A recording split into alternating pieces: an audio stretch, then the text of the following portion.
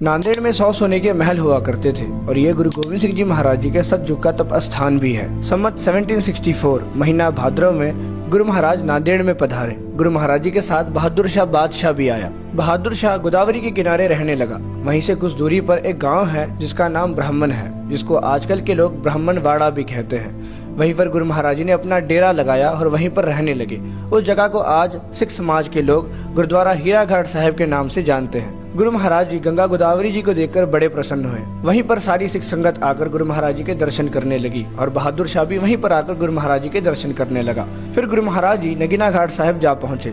गुरु महाराज जी ने फरमाया कि नांदेड़ का नाम सतयुग में गोविंद नगरी था और यहाँ पर एक नदी बहती थी जिसका नाम था बाण गंगा। सतयुग में सतनुदर थी। कहते हैं कि यहाँ पर दूध की नदी बहती थी। नवनाथ 84 सिर यहाँ पर विचरते थे और कहते हैं कि यहाँ पर 40 कोस में 100 सोने के महल हुआ करते थे और ये जगह देवतों की नगरी हुआ करती थी। फिर गुरु महाराज जी ने फरमाया कि यहाँ पर हमारा भी सतयुग का तप स्थान है। तो खालसे पंथ ने गुरु महाराज जी से बेनती की और कहा कि महाराज हमें भी आपका वो सतयुग का तप स्थान दिखाइए। फिर सदगुरु जी ने भाई दया सिंह जी से कहा कि हम इस तीर से हमारा सतयुग का तप स्थान प्रकट करेंगे। जहाँ पर भी ये तीर जाकर लगेगा वही हमारा सतयुग का तप स्थान होगा। गुरु जी ने बड़ी ही जोर से उस तीर को चलाया। वो तीर जहाँ पर जाकर लगा उस ही जगह पर आज तखत सचखंड श्री हजूर श्री अबचल नगर साहिब सुशोभित है। गुरु महाराज ने खालसे पंथ को अपने सतयुग के तप स्थान के चिन्ह दिखाए और कहा कि यहाँ पर तंबू गाड़ दिया जाए। खालसे पंथ ने सद हुक्म कहकर हुक्म माना और वहाँ पर तंबू गाड़ दिया। फिर गुरु महाराज जी वहाँ पर विराजमान हुए और सारी सिख संगत आकर गुरु महाराज जी के दर्शन करने लगी।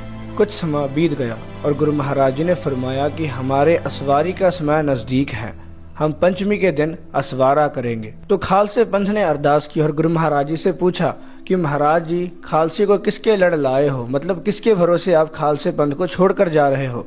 तो गुरु महाराज जी ने फरमाया कि खालसे पंथ को अकाल पुरख को सौंपया है और असा आगे ही गंढ पाई रखी है, खालसे के सहाई है। फिर गुरु महाराज जी ने 5 पैसे नारियल गुरु रीति अनुसार श्री गुरु ग्रंथ साहिब जी महाराज जी के सन्मुख रखकर माथा टेका और परिक्रमा की और खालसे पंथ को फरमाया तथा श्री मुखवाग पातशाही 10वीं आज्ञा भई अकाल की तबै चलायो पंथ, सब सिखन को हुक्म है गुरु मान्यो ग्रंथ। गुरु ग्रंथ जी मान्यो प्रगट गुरा की देह, जो प्रभु को मिल बोझ है खोज शब्द में ले हो। इस प्रकार गुरु महाराज जी ने अपने मुखारबिंद से श्री गुरु ग्रंथ साहिब जी महाराज जी का वचन लिया। सूही महल्ला पंजवा। अबचल नगर गोविंद गुरु का नाम जपत सुख पाया राम, मन इच्छे से ही फल पाए करते आप फसाया राम।